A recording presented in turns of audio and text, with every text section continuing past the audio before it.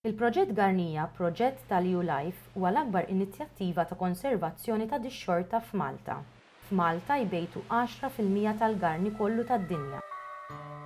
L-iskop tal-proġett huwa li titħares din il-kolonja ta' tajr, kolonja li hija ta' importanza globali. Il-bażi tal-proġett huwa fis-sit magħruf bħala l-Rdum tal-Madonna fit-Tramuntana ta' Malta. Il-proġett beda bis-saħħa tax-xogħol li jagħmel is-Sur John Borch mill-Heritage Malta. John ilu ħafna snin jagħmel riċerka fuq il-garni. Waħda mill-affarijiet li John innota f'dawn l-aħħar snin kienet li n-numru ta' garni beda jonqos u naqsu anke l-inħawi ta' Rdum fejn bejgħet din it-tajra. Wieħed mill-miri tal-Progett Garnija huwa li bl-użu ta' apparat elettroniku nimlew dan il-vojt fit-tarif.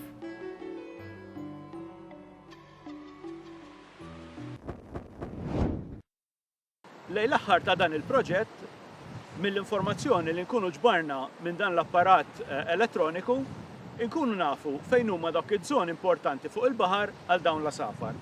B'hekk nkunu f'pożizzjoni li nistgħu nipproteġu u nirrakkomandaw dawn is-siti biex jiġu mħarsa għal ħarsien u l-protezzjoni tal-garni u tajr ieħor tal-baħar.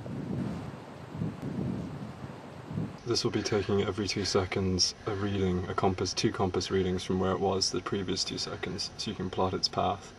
And then the temperature sensor measures the temperature outside. So if the bird's flying and then dives, the temperature will change, and then you can tell that it actually dived and was fishing.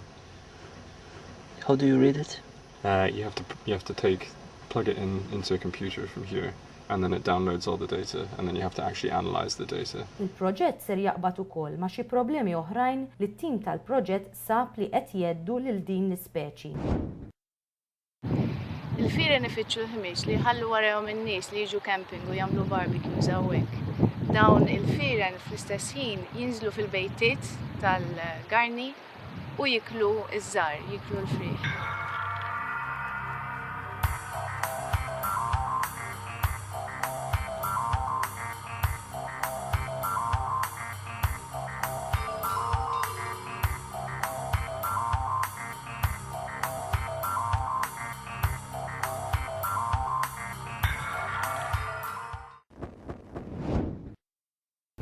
One of the project's strengths is that it's a partnership of 4 government authorities and 3 conservation organisations working together in Malta. We've got 50% funding from the EU LIFE Nature Fund, and our co-financiers are MEPA and HSBC. The partnership helps us to address the threats that the Yelkouan shearwaters are facing. For example, the birds are very sensitive to light and noise pollution, and things like disco boats crossing past the cliffs can easily cause them to desert their nests. So our project partner, the Malta Maritime Authority, have been working with us to issue a notice to mariners which asks people during the breeding season to keep away from the cliffs and make sure that the birds aren't disturbed during those critical breeding months.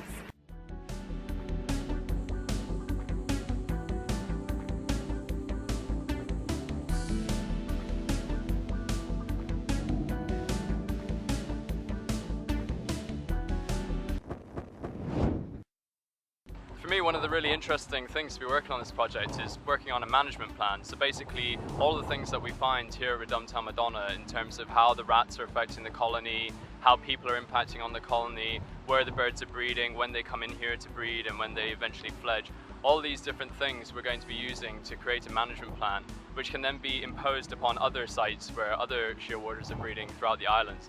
So that's going to be not only beneficial to the site at Rdum tal-Madonna, but also to the Yelkouan shearwater colonies that are situated throughout Malta.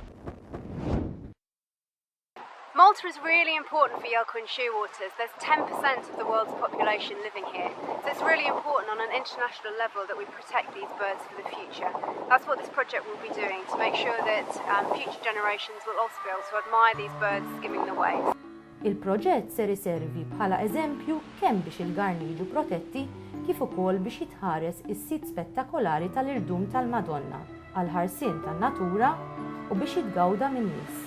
Fondi mill-proġett EU LIFE mill-imsieħba u l-sponsors ser jagħmel dan possibbli.